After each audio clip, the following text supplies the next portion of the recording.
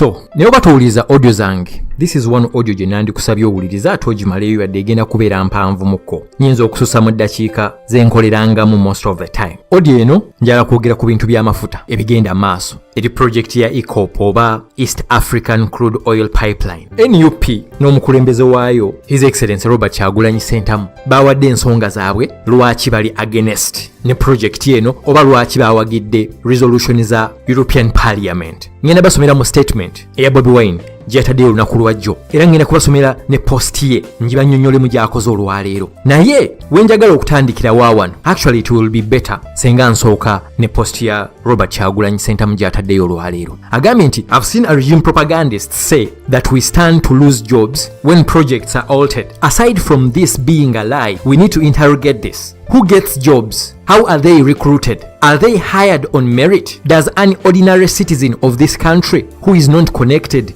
to so and so qualify to get jobs in these projects under Museveni? Everyone knows the answer. Nga sinaba kunnyonnyola tweet eno, kansooke nkubulire lwaki Bobi Wine ataddeyo tweet eno. Oluvannyuma lwa regimu okulemererwa okukunga bannayuganda ne East Africa, mainly Uganda ne Tanzania, okunga abantu baayo mbutuveeyo twekalakaase against EU resolution. Ogamba nti project mujjukira EU teyagamba konti bastopinge project babiveeko nedda, wabula yagamba mugiwummuzeemu musoke mupostpondinge ebintu bye mukola mutunnyonnyole mutegese mutya ku bino na bino na bino na bino. Ne bagezaako okubuzaabuza abantu nti bagambye project tugistopinge, ne baleetamu excuses za imperialism ne colonialism. Ekyo NUP n'abakulembeze baayo n'abaana abalala kati abali mu struggle nga olaba information weli kutambula ddala ku social media ne bakikuba ne bagamba akakodi akapya abanayuganda tusobola okubayita bajje beekunge ba protesting against EU kwe kubagamba nti mugenda kufiirwa emirimu era kakati kibaaza okusenakyo. Ba bloggers abakeera ku macha nga tebalina na mulimu gwe bakola nga bakeera ku Facebook ng'omulimu gwabwe kusabiriza, n'abo ba propagandists abalala ne bavayo ne bagamba tugenda kufiirwa emirimu. Question yange nenkubuuza, mugenda kufiirwa mirimu ki? Okujja kunga temutegeera bye muyogera, mugenda kufiirwa mirimu ki? Nga sinaba na kunnyonnyola tweet ya Bobi Wine ene esoose, kansooke nkubuulire kino ky'otamanyi. Abagamba nti mugenda kufiirwa emirimu, and I want you to mark this very well. Abagamba nti mugenda kufiirwa emirimu mpozi mwe abaplaninga okupoota. Mwabagamba nti project eno babanga bagenda giwummuza baganda bange abagamba nti mugenda kufiirwa emirimu mwe ababadde ba planning okupoota. Kiki entegeeza n'okupoota? Mwabadde ba planning okuyoola ettaka, mwabadde ba planning okusima ebinnya, ate nga n'ennaku zino waliwo modern technology tebajja beetaagisiza buli wamu nti mugende musima ebinnya. Mwabadde basuubira nti mugenda kukwata enkumbi n'ebitiiyo mwe mweka abagenda okufiirwa emirimu right now. Naye ng'emirimu egiriko kasente baganda bange abaana baagifuna dda. Kino kibadde mu pipeline 15-20 years. Baategeka dda abaana baabwe abaategera ku kino eky'amafuta abagenda okusoma obwalooya baabusoma dda nga baasoma ne baspecializingira mu bafuta. Bainjiniya nga baasoma by'amafuta abaana gye bali the 1% babategeka dda. Kyova olaba kaakati wadde nga sigenda kwogera nnyo in details ku bino ebintu bitandise okuvaayo, naye nga nja kubyogerako tunaba tumaze okufuna solid information. Muziraba company bazigulirawo UK, mutandise okumanya baani aba owninga zi Total Energies, baani abalinamu shares ezisinga, mutandise obalaba, mutandise okulaba abantu abalina positions ez'amaanyi ne mu ECOP mwennyini. Emirimu egiriko akasente baagitwala dda. Kyova olaba bo bakaayana nnyo. Era nze neewuunya n'endaba omuntu buloga n'akeera ku macanga n'obujonjo bukyali mu maaso n'agamba tugenda kufiirwa emirimu, mpozi ng'ogamba emirimu egy'okupoota. I can agree with you mbu emirimu egy'okupoota egigenda okuggwaawo egiri seasonal, naye emirimu egiriko akasente egisobola okyusa obulamu bwo abaana baagifuna dda be ba 1%. Let me give you an example. Olaba ne baasalawo obusazi kukomyawo Uganda Airlines, mubalaba abalimu wadde nga balina chance okubategeka nira mubalaba abalimu ba senior 6 ba senior 4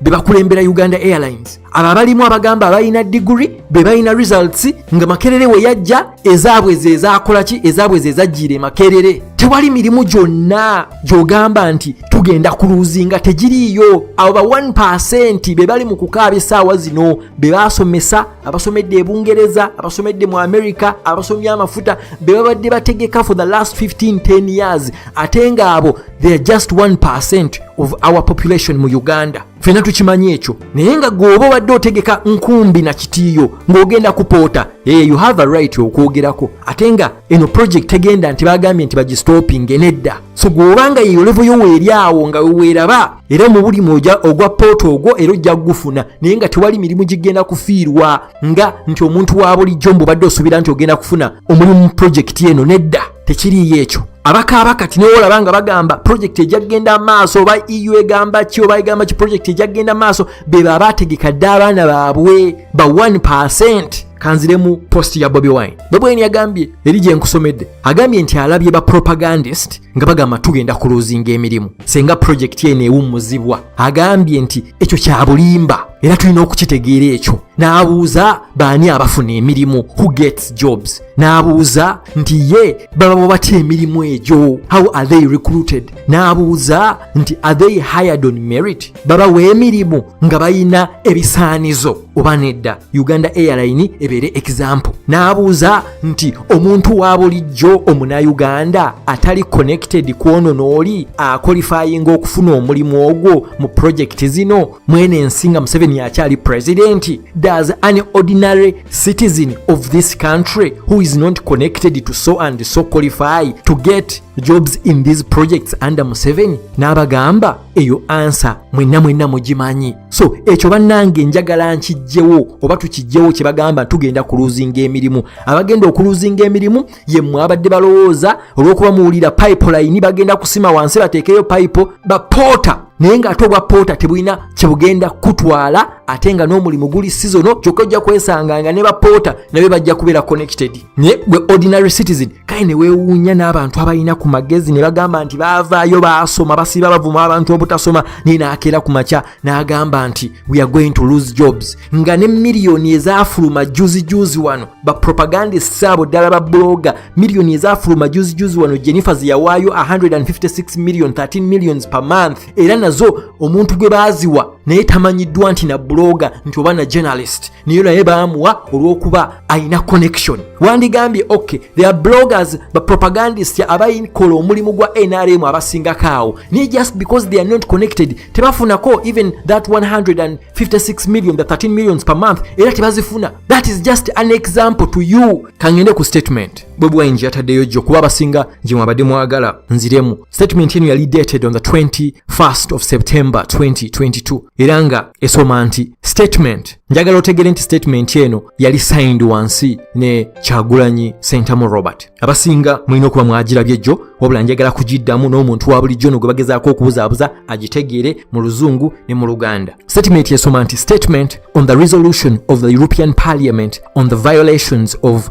human rights linked to investments in the oil pipeline. The National Unity Platform NUP welcomes the resolution by the European Parliament on the violations of human rights linked to investments in fossil fuels, especially to the Kingfisher, Tilenga and the East African Crude Oil Pipeline eco projects. Nti NUP, ekibiina kya NUP kya welcominze oba kisupportinga resolution eyavudde mu European Union nga balaga obutali bumativu okuviolatinga eddembe ly'abantu in connection ne zino projects ddala East African Crude Oil Pipeline. Among others, the resolution is in agreement with our view that the project in its present form is not intended for the tangible development of Uganda and its neighbors, but rather aims solely at exporting crude oil. The proceeds from the project will likely be lost through the widespread corruption and used for patronage, like has happened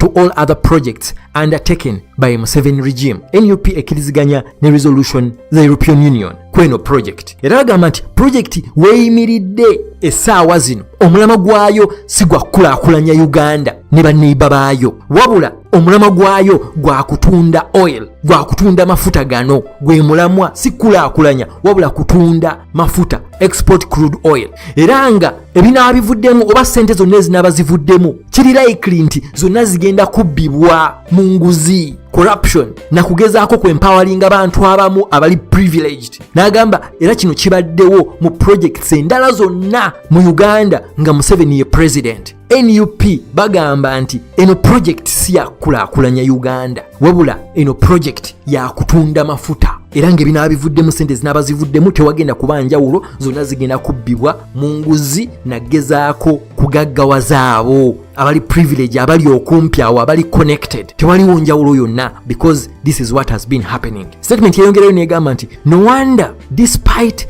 repeated requests from the Ugandan people for transparency and accountability, the regime has refused to disclose the production sharing agreements with international oil companies as well as the ECOP related agreement. In other countries, such agreements are made available online and be accessed and critiqued by citizens. The people of Uganda oppose General Museveni's continuous personalization of our natural resources including oil, which he refers to as my oil. Bagamba NUP yo teyewuunya nti yadde abannayuganda bangi babadde basaba obwerufu ku nsonga eno bategeere agreement eno eri etya, agreement y'amafuta eno Uganda tuyimiriddewa, tusharinga tutya, kubanga tuwulira kampani ezibirimu wetwandigambidde ng'essaawa zino nti kampani ezibirimu ziva France ne China oba bagamba international oil companies. Production sharing agreement yeno eri etya, abannayuganda baagala okumanya amafuta gaffe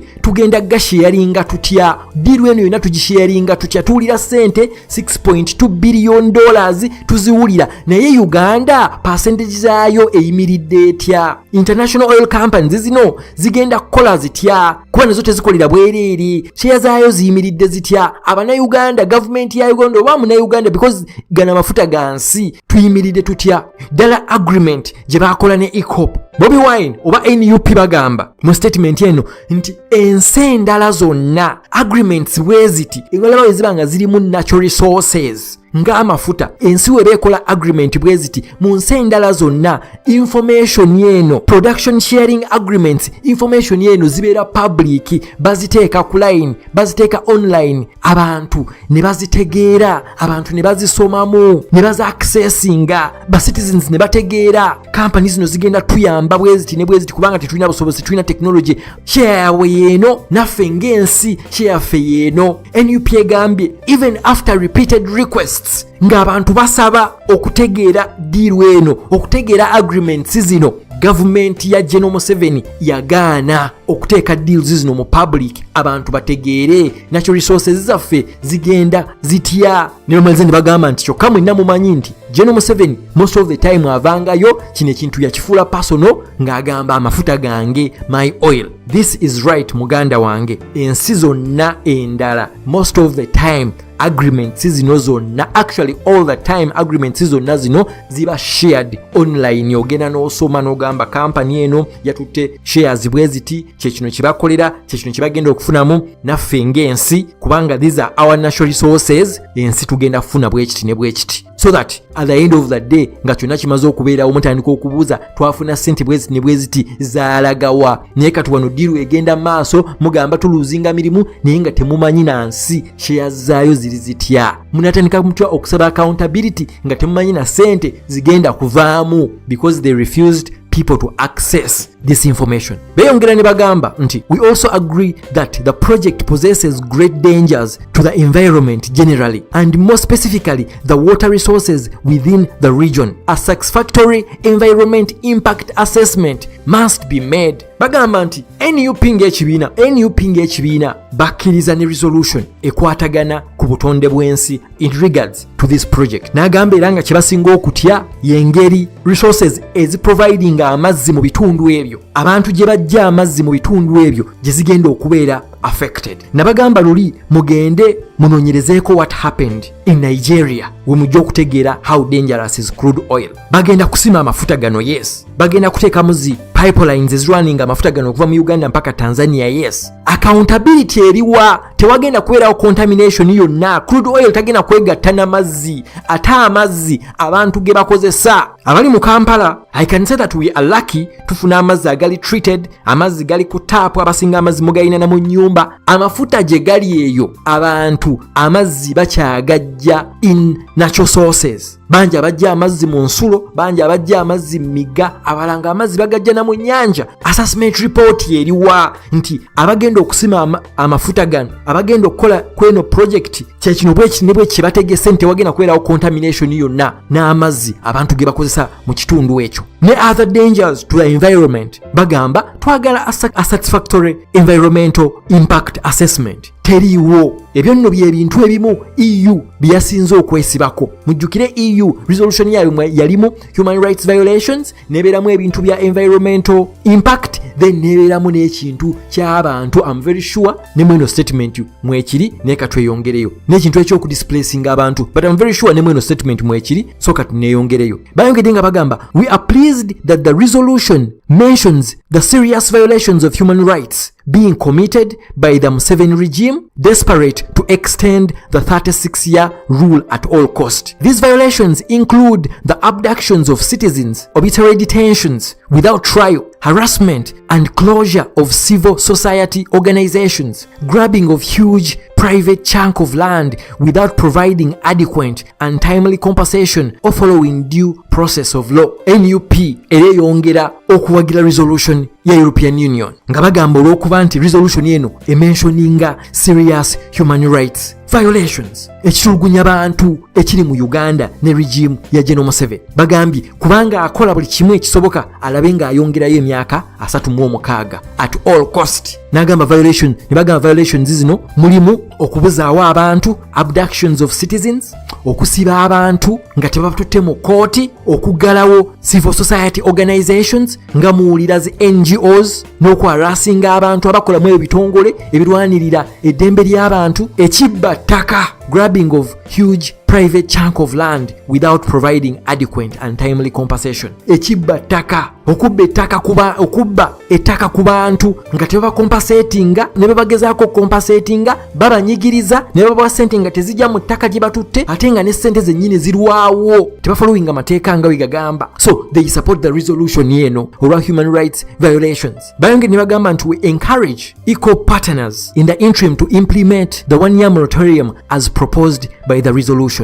in order to study the feasibility of alternative routes intended to protect our water resources as well as deal with the potential social environmental consequences of the project. NUP egamba nti ECOP eyo company eri mweno deal ne bapatana baayo bonna n'abagikulembera at least balindemu omwaka omulala mulamba nga resolution weegamba. Mu mwaka guno beyongera okwetegereza engeri gye balina okulwaninga mu project eno, kwe kunoonya alternative routes, makuba amalala project mesobola okuyita, balabe nga bakuuma water resources mu bitundu ebyo, n'ekirala balabe engeri gye basobola okuprotectinga obutonde bw'ebitundu ebyo, because we know how dangerous oil can be. Tebagambye nti bastopinge project eno naye baddemu ebibuuzo ebibabuuzibwa, si kugenda bugenzi maaso just because they want to export the crude oil. One thing that we have to understand nti mbutuufu kampani z'abazungu zino tulina lucky nti EU yavuddeyo, naye nga olaba zino kampani eziteekamu ssente zonna they don't care, for them it's a business. Bajja kikola bamale bagende bave mu ggwanga, bateekamu bamanyi they are going to get a lot, they are going to profit a lot. So we are actually lucky nti abazungu bannaye bennyini bavaayo ne bagamba nunga wadde temunabakola ssente zino mutuwa accountability, mutubulire bino bigenda kukola wanawa, because nabo bakimanyi, nabo bakooye okubanga lukaseera gye tuddukira if this project goes wrong abantu ne batandika okufa olw'okubanga amazzi gali contaminated, aye tugenda kuddukirawa. Era abazungu bwe tugamba imperialism, colonialism, era gye tugenda okuddukira nga tusaba buyambi. That's what all African countries have always done. When this happened in Nigeria, era bitongole by'abazungu bye badduka, UN n'ebitongole ebirala bye byagenda okusupportinga abantu. Naye nga badictator bali mu bukulembeze at the time, they didn't, but they had already taken the money. Statement yeyongera n'egamba nti we have noted statements from regime officials describing the resolution as an act of new colonialism and racism. This is the usual blackmail by Museveni regime. Like other despots, they always evoke Pan-African sentiments whenever called out on extrajudicial killings, abductions, torture, etc. Are these violations the standard measure of Pan-Africanism? Why is the West only regarded as reliable ally when the regime goes there begging for aid, not when they call out the barbaric criminal acts? These double standards and hypocrisy must be condemned. Babwaine NUP bagamba nti baawulidde statements eziva mu officials mu government, and I'm very sure namubadde muwulira ebintu bino mu propagandist nga bagamba new colonialism, racism olwokuba abazungu bayogerako nti project mugistopinge. Bobi Wine agamba wano nti kana akakodyo oba eno blackmail regime ya Museveni ne badictator abalala bakakozesa nnyo. Buli walaawo ekintu kyonna kibabagambako nga bajjayo Pan-African sentiments bo baagala nnyo Africa.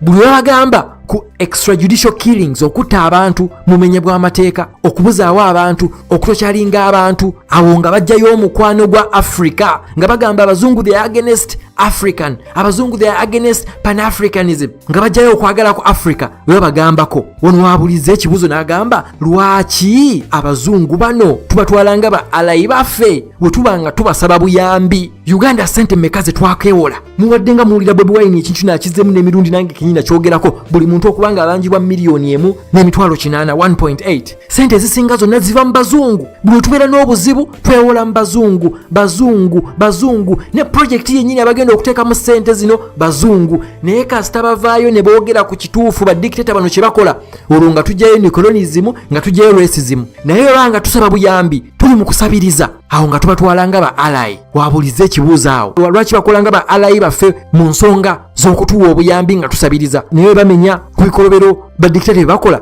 olwo nga bavaayo nga tutandika bavuma. Mbawulirayo mbatandise n'okuvuma Bobi Wine. Bobi Wine afunye ku ssente government ya Museveni zeefunye oba NUP efunye ku ssente government ya Museveni zeyakeewola okuva yajja 35 years billions trillions. Nakati bakyaleebeeta nabaleebeeta baleebeeta tuyina finance minister yafuuka minister of borrowing beewola mu bazungu. Naye kati oluvaayo kasita boogera ku kibi ng'omusaayi gwa Pan-Africanism guvaayo. Bobi Wine agambye these are double standards and hypocrisy we must condemn. Tubaagale mu bulungi ne mu bubi oba tubakyawe mu bulungi ne mu bubi. Babanga batuyamba abazungu balungi nnyo, babanga bavaayo ne boogerako nti naye banne mulina ebikolobero bingi abazungu babi nnyo. Statement eno yamaliriza bwet. The National Unity Platform believes in undertaking robust development programs to lift our people out of poverty and push our nation out of pity of underdevelopment. However, these programs must go hand in hand with transparency, accountability, and respect for human rights and civil liberties. While moving from predominantly agricultural economy to an oil economy, there must be genuine political, social, and economic reforms. From their track record, it is very clear that General Museveni's regime lacks the willingness or even the ability to implement such reforms. Kyagulanyi Robert Sentamu Bobi Wine, President. Yamaliza statement eno ng'agamba nti NUP ekkiririza mu programs zonna ezikulaakulanya ensi yaffe okujja omuntu wa bulijjo mu bwavu n'okupushinga ensi yaffe esobola okulaakulana. Naye n'agamba nti programs zino ezikulaakulanya ensi n'ezijja abantu mu bwavu okukola obulungi walina okubeerawo transparency, abantu bategere ki ekigenda maaso ekiri mu programs zino, wabeerawo accountability. We mutategeera project temusobola kufuna accountability. Bobi Wine kyagezaako okubagamba kakati regime eno munaagigamba mutya nti mwafuna ssente bweziti mukulaakulanye kino nga temumanyi programu y'amafuta weeyimiridde. Tewali transparency. Ewatali transparency tewabeera accountability. Kyova olaba nti tewali na respect for human rights. Kubanga agezaako okusaba transparency nga bakuba basiba. N'agamba ensi yaffe kulaakulana okuva okubeera nga tulilayinga nnyo mu byobulimi agriculture tugezeeko okugiza ku oil economy. Agambye ekyo okubeerawo walina okubeerawo genuine political, social and economic reforms. Walina okubeerawo reforms mu politics waffe, freedom of speech, enguzi, okutiisatiisa, intimidation, economic reforms. Nina agamba obuzibu bw'otunula rekodi ya General Museveni tali ready kuteekawo reforms ezo oba kukyusaamu engeri gy'akola ebintu bye. Nga waliwo yatandikidde n'agamba bano abasajja tebafa nti project egenda kukulaakulanya nsi, all they want is to export crude oil. So baganda bange mwena abadde bansaba okubaddiramu statement eno. I hope it makes some meaning to you. Audio ewanvuye but nabagambye kankome wano for now. Mbaagala nnyo. Peace.